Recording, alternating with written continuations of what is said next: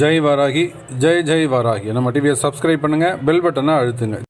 ஓம் ஆதித்யாய ச சோமாய மங்களாய புதாய ச குரு சுக்ர சனிபியஸ்ச ராகவே கேதவே நமோ நமः. ஆதித்யாதி நவகிரக தேவதாபியோ நமோ நமः. ஆதித்யாதி நவகிரகங்களை வணங்குகிறேன். என்னுடைய குருநாதரையும் என்னுடைய குலதெய்வத்தையும் வணங்குகிறேன். உலகம் முழுவதும் வாழக்கூடிய என் அன்பு பக்தர்களே, என் அன்பு சொந்தங்களே, மே மாத ராசி பலன்கள், அதே போல் வைகாசி மாத ராசி பலன்கள். வைகாசி மாத ராசி பலன்கள் தமிழ் மாதம் குரோதி வருடம் வைகாசி மாதம். இந்த வைகாசி மாதத்தை பொறுத்தவரையில் கிரக அமைப்புகள் எப்படி இருக்குன்னு நான் ஃபஸ்ட்டு பார்த்துடுவோம். ஏன்னா எந்தெந்த ராசி கட்டத்தில் 12 ராசியில் எந்த கிரகங்கள் காலபுருஷனுக்கு எப்படி அமைஞ்சிருக்கு அப்படின்னு பார்த்தா தான், தெரிஞ்சுக்கிட்டால் தான் உங்கள் தனிப்பட்ட ராசிக்கு எப்படி இருக்கும்னு நம்ம சொல்ல முடியும், கணிக்க முடியும், ஜோதிடத்தை கணிக்க முடியும். அப்போ இது ஒரு வானியல் சாஸ்திரம். கிரக அமைப்புகளை கொண்டு நாளைக்கு நடக்க இருக்கின்ற விஷயத்தை முன்கூட்டியே சொல்லக்கூடிய ஒரு ஜோதிட ரகசியம். ஆமாம். அப்போ இந்த வைகாசி மாதம் சூரிய பகவான் ரிஷப ராசியிலே வீற்றிருக்கிறார். அதோடு மட்டுமல்லாது சுக்கிரன் அங்கே தான் இருக்கார், குரு பகவானும் அங்கே இருக்கின்றார்.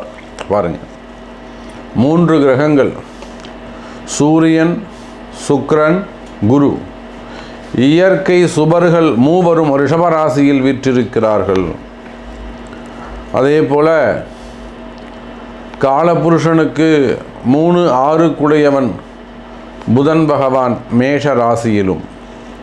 ஒரு மிகப்பெரிய நன்மை என்னன்னு கேட்டிங்கனாக்கா, செவ்வாயும் ராகுவும் இணைந்திருக்கிறார்கள். செவ்வாய் ராகு இணைந்திருந்தாலே அது மிகப்பெரிய போர் பதற்றம், மிகப்பெரிய ஒரு போர் பதற்றம், ஒரு சண்டை சச்சரவு, யுத்தகலம், ரணகலம். அப்போ அதிரடியான சில விஷயங்கள் தினந்தோறும் டிவியில் நியூஸ், பிரேக்கிங் நியூஸ் வந்துக்கிட்டே இருக்கும், ஏதாவது ஒரு இடத்துல, ஏதாவது ஒரு ஊர்லேருந்து. அப்போ செவ்வாய் ராகு இணைந்திருக்கிற அரசியல் அதிரடி மாற்றங்கள், அரசியல் களம் அனல் பறக்கும். அதே போல் பிரபஞ்சம் முழுவதுமே கூட அங்கங்கு தீ விபத்துக்கள், fire accident, road accident, train accident இதெல்லாம் நடப்பதற்கு வாய்ப்புகள் உண்டு. வெயில் சுட்டெரிக்கும், செவ்வாய் ராகு தொடர்பு. அப்போது இவங்களாம் காலபுருஷனுக்கு 12வது வீடாக இருக்கக்கூடிய மீன ராசியிலே செவ்வாயும் ராகுவும் இணைந்திருக்கிறார்கள். உடம்புல ரத்தம் சுண்டி போயிடும், வெயில் அதிகமாக இருக்கும், காலாட்டிட்டு இருந்தால் சரிபட்டு வராது, கவன சிதறல்கள் ஏற்படும், கவனக்குறைவுகள் ஏற்படும். அதே போல் சனியும் சந்திரனும் காலபுருஷனுக்கு லாபஸ்தானம் என்று சொல்லக்கூடிய 11வது வீட்டிலே அமைந்திருக்கிறார். அப்போ சனி பகவான் லாபஸ்தானத்தில் இருக்கிறார். எதனால் லாபம்? செவ்வாய் ராகு என்ன உழைக்கிறாங்களோ அதற்கான லாபம், ப்ராஃபிட் சனி பகவான் கொடுக்க போகிறார். இதில் எதுவுமே சம்மந்தப்படாமல் கேது பகவான் கன்னி ராசியிலே அமைந்திருக்கிறார். அப்போது இந்த கிரக அமைப்புகளை கொண்டு இந்த வைகாசி மாதம் எப்படி இருக்கும்? காலபுருஷனுக்கு 2வது வீட்டில் சூரியனும் சுக்கிரனும், சூரியனும் குருவும் இணைந்திருக்கிறார்கள். ராஜா போக வாழ்க்கை ஏற்படும். ராஜாங்க துவாரத்திலே அனுகூலம், ராஜாங்க அனுகூலம் ஏற்படும். அரசு அதிகாரிகளுக்கெல்லாம் அதிக நன்மை ஏற்படும். அரசு அதிகாரிகளுக்கெல்லாம் பல வகையிலும் முன்னேற்றங்கள் ஏற்படும். அரசு அதிகாரிகளுக்கெல்லாம் நல்ல அதிகாரங்கள் கைக்கு வந்து சேரும். நினைத்ததை சாதிக்கக்கூடிய வாழ்க்கை ஏற்படும். பல பண பரிமாற்றங்கள் ஏற்பட போகிறது. அதே சமயம் அரசியலிலே ஈடுபட்டிருக்கக்கூடியவங்களுக்கெல்லாம் நிறைய அதிரடி மாற்றங்கள் வரப்போகுது. அப்போது சூரியன், சுக்கிரன், குரு 3 சுப கிரகங்களும் ஒன்றிணைந்திருக்கிறார்கள். அப்போ இந்த கிரக அமைப்புகளை கொண்டு உங்களுடைய ராசிக்கு இந்த வைகாசி மாதம் என்ன பலன் சொல்கிறது என்பதை பார்ப்போம் வாருங்கள். அன்பார்ந்த சிம்ம ராசி அன்பர்களே, இந்த வைகாசி மாதத்தை பொறுத்தவரையிலே சிம்ம ராசி அன்பர்களே ஒரு சிறப்பான மாதம், ஒரு யோகமான மாதம். உங்களுடைய ராசிநாதன் சூரியன் 10ஆம் இடம் என்று சொல்லக்கூடிய கர்மஸ்தானத்தில் அல்லது தொழில் ஸ்தானத்தில் அதி அற்புதமான உன்னத நிலையில் இருக்கிறார். நண்பர்களோடு இணைந்திருக்கிறார். சூரியனுக்கு சனியும் சுக்கிரனும் எதிரி, ஆனால் குரு நண்பர். பகை வீட்டில் இருக்கிறாரு.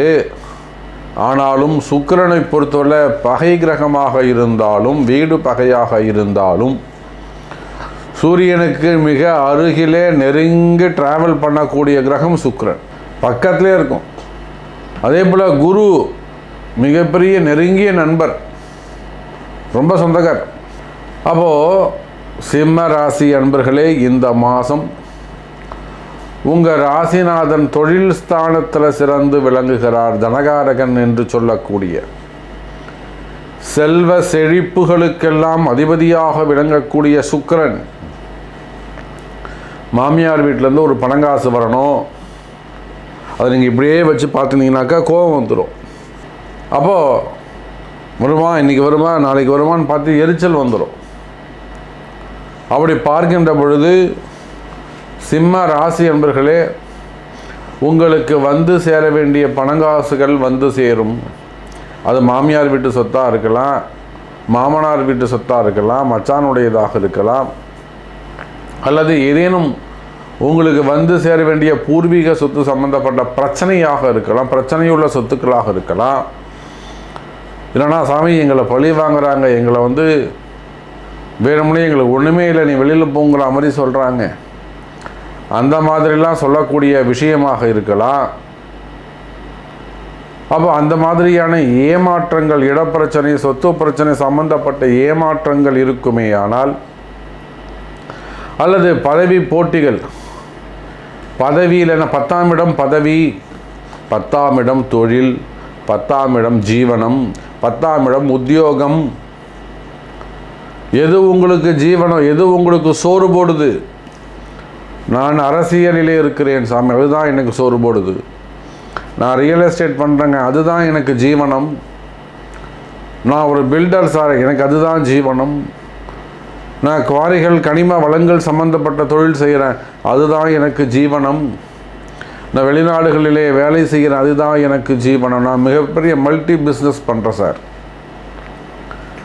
குரூப் ஆஃப் கம்பெனிஸ், பெரிய அளவில் நான் ஒரு தொழில் பண்ணுறேன் சார், அதுதான் எனக்கு ஜீவனம். அப்போது எனதருமை சிம்ம ராசி அன்பர்களே, தொழில் சம்பந்தப்பட்ட இடத்துல, உத்தியோகம் சம்பந்தப்பட்ட இடத்துல உங்களுக்கு மிகப்பெரிய நல்ல யோகம் கிடைக்க போகுது. வேலை செய்கிற இடத்துல வேலையில் நல்ல இடமாற்றங்கள் வரப்போகுது. குறிப்பாக வேலை மாற்றங்கள் வரப்போகுது. பயப்படாது, ஒன்றும் பயப்பட தேவையில்லை. சாமி எனக்கு வேறு கம்பெனி மாற வேண்டியது இருக்குமா, போகிற இடத்துல எனக்கு சிறப்பாக இருக்குமா, அச்சம் வேண்டாம், பயம் வேண்டாம். சிம்ம ராசி அன்பர்களே, தைரியமாக இருங்க. உங்களுக்கு இருக்கக்கூடிய மனக்குழப்பங்கள், மன பிரச்சனைகள், நோய் நொடிகள், ஆரோக்கியம் மேம்படும். சிம்ம ராசிக்கு இது கொஞ்சம் போராத காலம். யார் சொல்கிறாங்க, இப்போ உண்மையை எடுத்து சொல்கிறாங்க, யார் கேட்டாலும் அது கிடைக்கும் இது கிடைக்கும் தான் சொல்கிறாங்க. சிம்ம ராசிக்கு இது கொஞ்சம் போராத காலம். 10லே குரு இருக்க, சூரியனும் அங்கு கர்மகாரகனும் சேர்கிறார், ஆத்மகாரகன் சேர்கிறார் கர்மஸ்தானத்தில். அந்த குரு யாருங்க, பூர்வ புண்ணியாதிபதி. பூர்வ புண்ணியமும் கர்மஸ்தானமும் ஆத்மகாரகனும் ஒன்றிணைகிறார்கள்.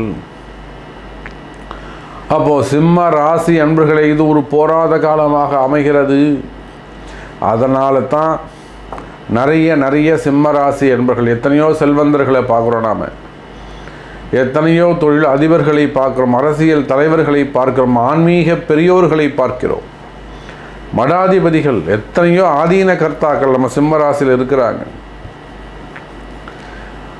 ஆன்மீக பெரியோர்களாக இருந்தாலும், ஆன்மீகத்திலே திளைத்து எழக்கூடியவர்களாக இருந்தாலும், எனதருமை சிம்ம ராசி அன்பர்களே, உடல்நல குறைவுகள், ஆரோக்கிய குறைவுகள் அல்லது மனசில் ஏதேனும் ஒரு பயம், மனக்குழப்பங்கள், நீங்கள் உலகத்தில் எந்த மூலையில் இருந்தாலும் சரிதான்,